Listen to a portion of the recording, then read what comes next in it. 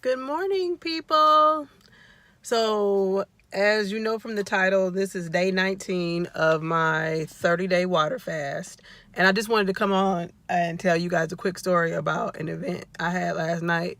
Now, if you are fasting and me talking about food is going to trigger you, X out of this video right now because I'm about to talk about food. So, last night I went to a fundraiser, a very expensive fundraiser, where everything was free. All the appetizers, all the drinks, and it was like a community table it was like 400 feet of table. I don't even know how many people were there. It was probably 300 or so people.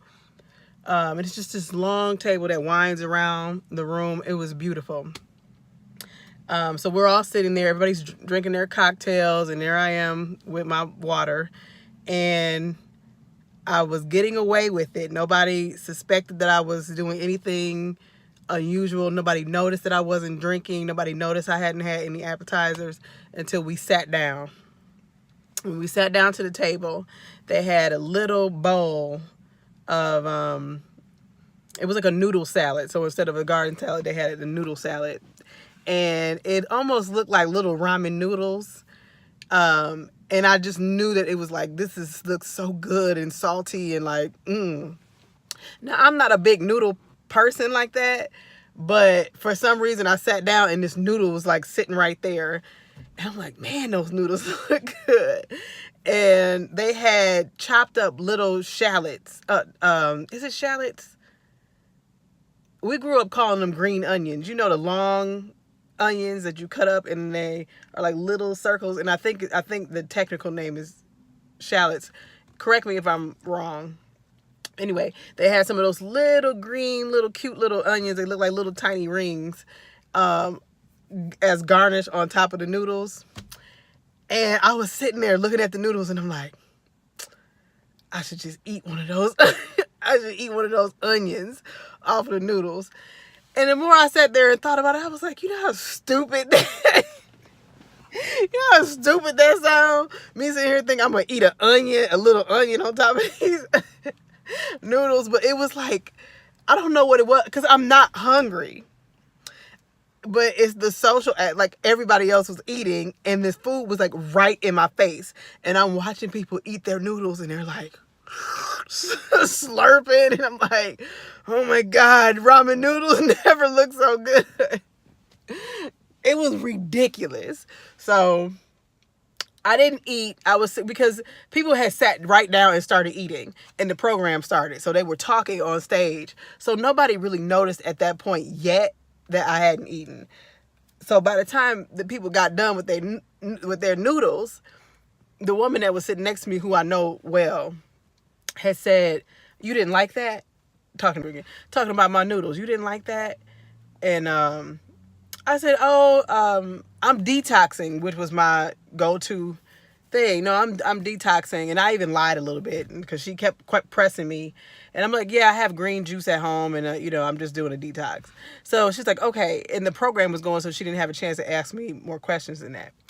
So once the entree starts, I'm thinking, this is great. They're gonna give me a dry piece of chicken, some broccoli, something wrapped with little carrots, something that's supposed to look a little fancy. It's not gonna look good. No one's going to enjoy it, and I'll be fine. Little did I know, this event was family style. So they bring out these huge platters of food. And the first platter I see is fried chicken. Fried chicken. Who doesn't like fried chicken?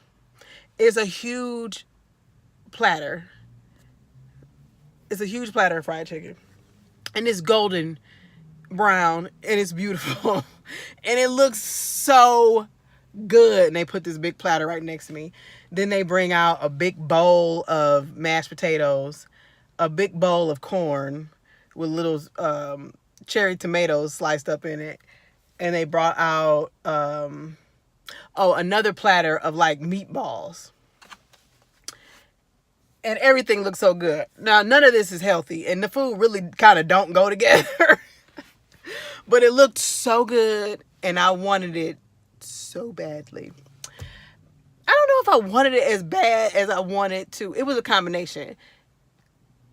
I've been cooking for my kids, but one of my kids is a vegetarian and the other one will just eat whatever I give her. So it's not like I've been like slanging out the meals. You know, I haven't really had to be around a lot of heavy food like that, especially like huge quantities of it sitting right in front of me. So when the server came past, I asked him to take my plate. And of course, she lied. I'm like, take my plate. I'm trying to say it quietly. And she's like, "You're not eating?" And I'm like, "No, I'm not eating. Please take my plate." So anyway, she took my plate. And then the woman that had asked me about the noodles, she's like, "You can't eat anything at all? You're not drinking?" So then she starts asking me questions. "Well, what can you have?" I'm like, okay, I gotta lie now because there's no way I'm getting ready to tell her I've only been drinking water for the last, at that point, 18 days. So I said, "Oh, I have green juice at home, blah, blah." "Well, what can you put in it?" And I don't know because that was a lie. So I'm like, cucumbers, a little apple. I started making up what, like, I'll throw a radish in there. I'm just making up, whatever I can do, whatever I make at home. So I'm thinking she gonna leave me alone. No. "Well, where do you get your protein from?" And I didn't know how to answer that. And I was just like, and so, of course, the question that we're all waiting for, "Well, why are you doing this?" And I was tired of answering the questions. And I knew I had to say something to get her off of me. What I said was true, but I probably would not have brought this up under normal circumstances. I had to use you, mama. I had to use my mama. So I said, "Well, my mother was recently diagnosed with stage 4 breast cancer," which is true. "And I have little kids," which is true. "And I'm really trying to get my health together, so I can be there for them." All of which is absolutely true, but it's not something that I would have normally said in a social setting or just kind of like in a casual setting like that. But I knew this woman pretty well, and I knew that if I said that, it would make her leave me alone. Two things: if I had said I was fasting for religious purposes, she would have left me alone. And if I had said that about my mom, she would have left me alone. The thing about my mom was more true, so that's probably why it came out of me first, but it definitely got her off my back. She didn't ask me another question. So I'm sitting there watching everybody eat their food, and I keep looking at this bowl of corn because it's sitting right next to me. And that little cherry tomato and that corn, just the combination of colors, that golden color next to that bright orangey red. And I'm like, I could just put that bowl in front of me and just take that spoon and just shovel that corn into my mouth. That tomato looks so good. I mean, just stupid. Like, it's a tomato. It's a great tasting food, but like, I don't just go around just craving tomatoes. I only crave tomatoes when I'm on a fast. Like when I did a 30-day master cleanse, I boiled some tomatoes and strained the juice and drank the tomato juice. Crazy, right? But I did that because for some reason when I'm fasting, I crave tomatoes. And I'm looking at this tomato and I'm like, "Corey, get a grip. Like, really get a grip." So more quickly than I thought, like, I didn't realize how fast we eat. Like, these people ate their plates. I mean, people's plates were full, like tons of just everything just piled on, but they were done probably in like 15 minutes. So the servers came around and started taking all the plates and started taking all, dinner was done. And what a relief I felt. Like, now we're all sitting there with no plates.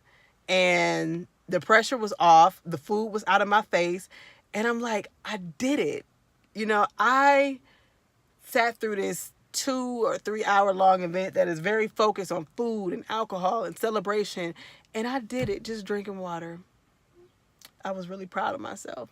And I just wanted to tell that story. So I think that's going to be the only thing that I post for today, unless something else significant happens. I lost an inch around my waist, and I think I'm down 24 or 25 pounds now in 19 days. Even with that long plateau, I had like a 5-day plateau in there. So I think I'm rounding out. By the time I get to, let's see, I'm at 24 pounds now, and I have 11 days to go. So I might hit 35 pounds lost. So we'll see. People were noticing last night. They definitely noticed.